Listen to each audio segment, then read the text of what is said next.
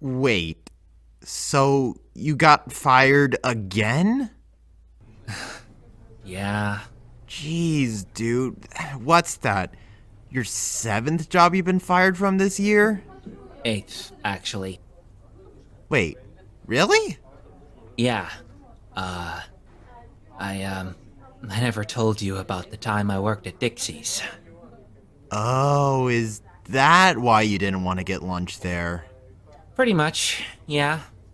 What? They didn't ban you from the restaurant, did they? No, not quite like that. I just, I made a scene, I guess. The whole ordeal was a bit embarrassing, and I just don't want people to recognize me when I come back there. What did you do? Well, I was hired as a waiter, you know, taking orders, bussing tables, and all that. And I'd been there for about a couple of weeks when I realized that there was this one customer who almost always ate there for lunch, like their favorite place to eat. And one night, I was the lucky guy who ended up having to serve her. Was she, like, really picky about her order or something? Actually, no. More like the opposite, in fact. Let's just say she was a big eater. And when I say big eater, I mean emphasis on big. Ah, I think I can see where this is going. Does that mean I don't have to tell the rest of the story? No. I could be wrong about this. Keep going. All right. Well, at first, everything was fine. I took her order, gave it back to the kitchen in the back. They made it up for her, and I managed to give her everything she wanted. But when I came back when she had finished, she wanted more. Uh-huh. And, okay, so in my defense, I overheard my manager harp on another server for bringing back an almost full plate of food from one of the tables. And since she had already wolfed down 2 plates worth of food, I had my doubts that she'd finished what she'd asked me to bring her.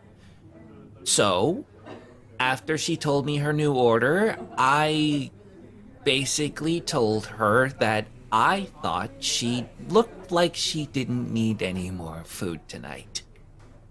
Good lord, dude. I know you're a decent guy and all, but you really need to learn when to keep your mouth shut.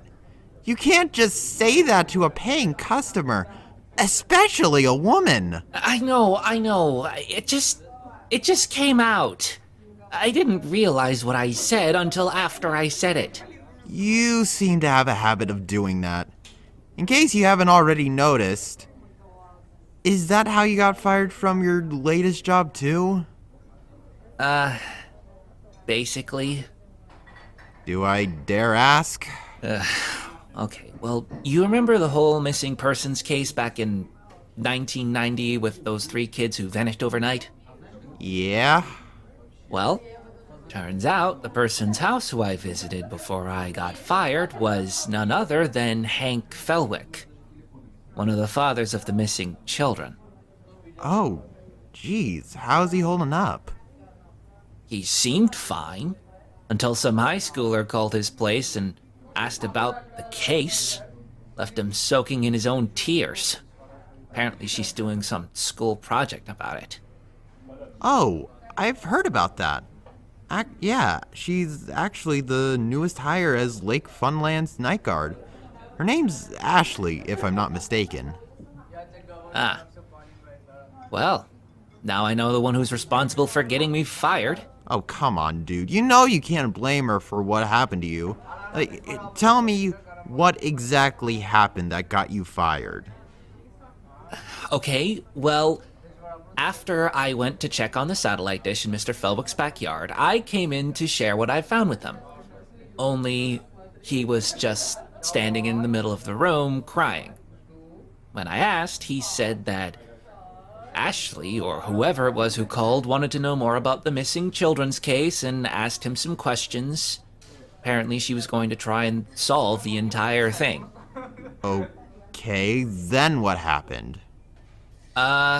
I was honest with him and said that with a case like that, I had no faith that she would be able to pull it off. I mean, she's just some high schooler, not a professional detective. Okay, yeah. But you realize that saying that would crush his hopes for finding out where his son is, right? Yeah, I realize that now, but that wasn't what made him upset with me. What did then? Well, when he said that his son was still out there, I just brought up the possibility that he may be, yeah, I don't know, dead? Dude, come on.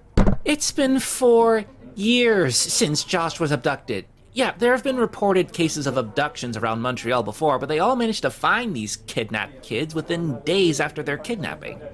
So in a logical sense, the likelihood that Josh is still alive to this day is, next to impossible. It's not a matter of being right, Elliot. It's a matter of showing sympathy for a grieving father who's lost his son and has no idea what happened to him. Okay, but it's been 4 years. How long does it take a guy to move on? I mean, yeah, my mom died from cancer no less than a year ago.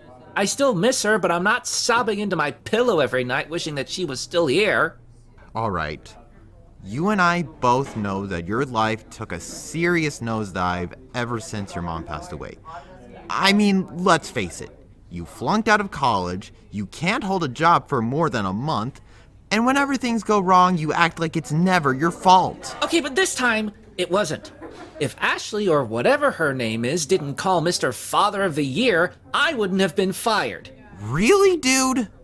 That's uncalled for. He threw a fucking full bottle of scotch at me to get me out of his house. I can call that prick whatever I want for trying to assault me. Elliot, look. I know you're under a lot of stress with what's happening to you.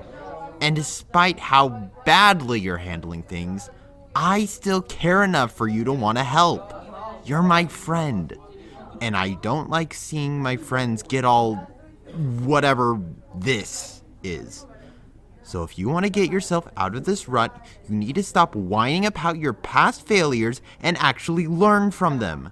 Because at the end of the day, the one person who's stopping you from achieving whatever it is you want in life is yourself. So just get it together and move on. Go find another job that'll accept you, and by the sweet Lord above, do whatever it takes for you to keep it this time. I'm sorry, Mike. I just don't really see the point in trying anymore. Every job I get hired at, I end up losing. I just might make it a double digits when it comes to the number of times I've been fired this year. And if I don't find some way to make money fast, I'm gonna end up homeless. I mean, you know how unforgiving my landlord is. Elliot, you know I want to help you, despite your behavior lately. I know you're still a decent guy who's worth keeping around in my life. I mean, I remember when you stood up for me when no one else was willing to take my side after I broke up with my ex. You didn't just leave like almost everyone else did. Of course not, man. You're a great guy to be around. I didn't want to let some rumors get in the way of our friendship. Because that's all they were. Rumors. Yeah, but this isn't about me anymore. This is about you. And what you need is a job. I know how skilled you are with electronics and mechanical stuff. And, that Lake Funland is always looking for new staff, right? Oh. No. I can't work there anymore. Why not? Yeah, sure, the place is kind of known for having the occasional incident now and then, but nobody's died there or anything. Mike, I told you, I don't want to work at Lake's Funland anymore. You didn't see what I saw when I came to check out on Roger. The man was shaking. I could tell that Alex almost killed him. And the fact that he was so rattled from that he somehow drove his car into a tree later that night? Something's not right about that place. And even so, what makes you think they're going to hire me based off of my track record? Look, I have a good standing with the manager there. She helped accommodate me with any request I gave her. If I tell her that you want a job there, I'm sure that she'll hire you. And I'm also sure that whatever it is you want out of working there is something she'll allow. And the best part? She can give you a job where you don't have to interact with anyone. Just you all by yourself working on those animatronic characters. I don't know, man. I just don't feel like that job is right for me. Dude, I'm basically giving you a golden ticket. And now you're just gonna walk away from it? You and I both know that you need this job. Remember what I said earlier about who's stopping you from getting what you want? Okay, well, this is different. Not really. It's still you preventing yourself from getting a job and being successful in life. I know it's not easy getting over things, but you just gotta. I got over my ex, now it's your turn to get over yourself and get a job. So come on. If I talk to Rachel about it, will you be willing to apply for a position at Lake's Funland? I'll think about it. No. You're not gonna give me that. What? Whenever you say, I'll think about it, that just basically means you're not gonna follow through with whatever you say that to. Oh, come on. No, dude, I know you. This is how you operate. Eh. Whenever someone asks a favor from you, that is how you always respond. And 9 times out of 10, you end up canceling at the last minute and writing it off with some sort of excuse. If you want to commit to turning your life around, you need to tell me that this is what you want. Mike, Elliot, please, just say you want this job. I mean, I want it, but... Nope, no buts. Just say that you want the job, and that's it. Okay, fine. I want the job. Please. All right. I'll talk to Rachel to see if she can schedule a job interview for you. In the meantime, get your resume ready to hand in. Okay. I'll get to that as soon as I get home. That's the spirit.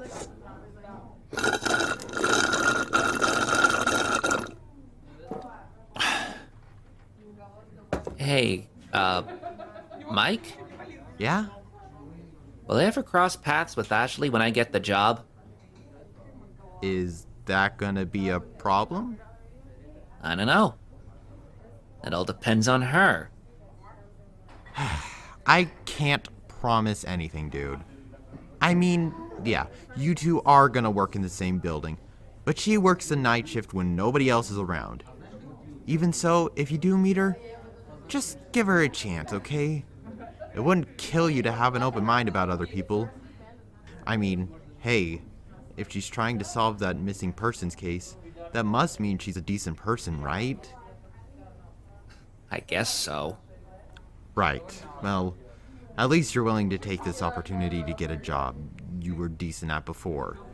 I mean, you never know when an opportunity like this will go up in smoke. Really?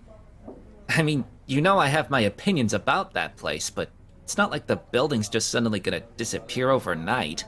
You never know, dude. You never know.